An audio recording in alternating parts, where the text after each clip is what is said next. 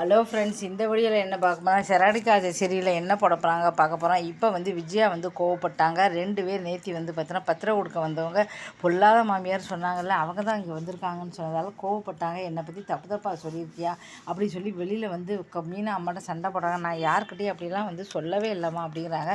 அப்போ அவங்க எதுக்காக என்னை பற்றி சொல்கிறாங்க? நீ பொய் சொல்கிற, என்னை பற்றி தப்பு தப்பாக சொல்லிக்கிற, நான் சும்மா விட போகிறதில்ல அப்படின்னு சொல்லி கத்துறாங்க. அதுக்கப்புறம் மீனா வராங்க. உங்கள் அம்மா என்ன செஞ்சுருக்காங்க பார்த்தீங்கன்னா, வர போகிறவங்கள்ட்டலாம் என்னை பற்றி பொல்லாத மாமே இல்லாத போலாம் சொல்லியிருக்காங்க.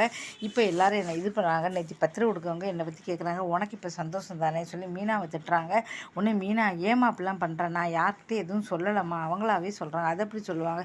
சரி எப்போ சொல்லி மன்னிச்சிருக்கம்மாங்கிறாங்க. உடனே மீனாவுக்கு முத்துக்கு வருது. என்னதான் இருந்தாலும் எங்கள் அம்மாவை பற்றி இப்படிலாம் நீ பேசுவியா அப்படி சொல்லி முத்து மீனாவை திட்டுறாரு. நான் அப்படிலாம் உங்கள் வீட்டில் போய் நீ சொல்ல கண்டு தானே உங்கள் அம்மா அப்படிலாம் பேசுகிறாங்க, எல்லாத்துக்கும் நீ தான் காரணம்னு சொல்லி மீனாவை திட்டுறாங்க. உடனே மீனா அப்படிலாம் இல்லைங்க, 2 பேருக்கு சண்டை வந்துடுது. உடனே முத்து கோவப்பட்டு போகிறாரு. அப்புறம் மொட்டை மாடலவே படுத்துக்கிறாரு. அப்பவும் பேச மாட்டேங்கிறாங்க. ஐயோ, நம்மளால் இவங்க 2 பேருக்குள்ளே சண்டை வந்துடுது, ஐயோ இப்போ என்ன பண்ணுறது அப்படின்னு சொல்லி அவங்க அம்மா கோவப்படுறாங்க. ஐயோ இப்படி ஆகிப்போச்சு அப்படின்னு சொல்லிட்டு இவரை சமாதானம் பண்ண சொல்லிட்டு, மாப்பிள்ளை நான் எதுவுமே சொல்லலை, அப்படி சொல்லியிருந்தேன் என்னை மன்னிச்சிருங்க அப்படின்னு சொல்கிறாங்க. இதை பார்த்துட்டு என்னை மன்னிச்சிருங்க மாப்பிள்ளைங்கிறாங்க. சரி சரி அப்படின்னு சொல்லி இதுக்காக இப்படிலாம் பார்த்தீங்கன்னா ஏன் நான் பார்த்துக்கிறதுக்கா நீங்கள் போய் மன்னிப்பு கேட்டுக்கிட்டு அப்படின்னு சொல்கிறாங்க. இதுக்கப்புறம் என்ன ஆச்சு அப்படின்னா, இப்போ இது முடிஞ்சு போச்சு. அதுக்கப்புறம் இங்கே பார்த்தீங்கன்னா எப்படியா நம்ம வீட்டை திருப்பணும் அப்படின்னு சொல்லி 10 லட்ச ரூபா வேறு கேட்குறாங்க. சரி ரவி, நம்ம 2 பேரும் மனோஜ்ரையே ஹெல்ப் கேட்கக்கூடாது, அவன் தானே கடன் வாங்கியிருக்கான்னு சொல்லிட்டு 2 பேரும் போகிறாங்க.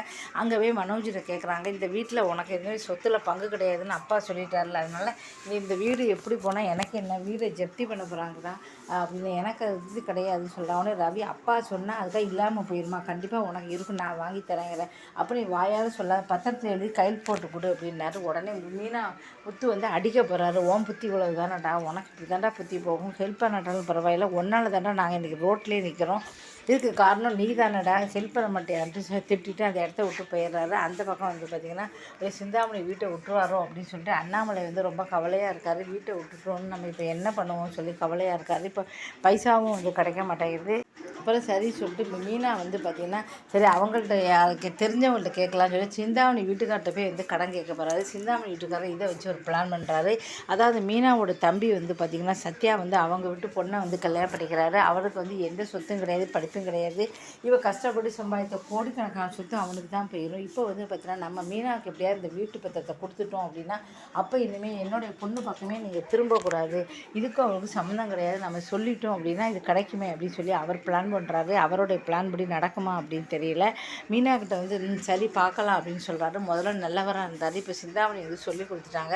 இவங்க தம்பியை தான் காதலிக்கிறாங்க, பூக்காரி தான் அக்கா வீட்டில் எந்த வசதியும் கிடையாதுன்னு சொல்கிறாங்க. அதனால் இப்போ பிளான் பண்ணுறாரு. இவங்ககிட்ட பத்திரத்தை நான் திருப்பி கொடுத்துட்றேன், ஆனால் 5 பைசா நீங்கள் தரவே வேண்டாம், 1 பைசா தர வேண்டாம், ஆனால் இனிமேல் என் பொண்ணுக்கிட்டே நான் வரக்கூடாது, அவளுக்கு வேறு ஒருத்தர் நான் கல்யாணம் பண்ணி வச்சுருவேன்.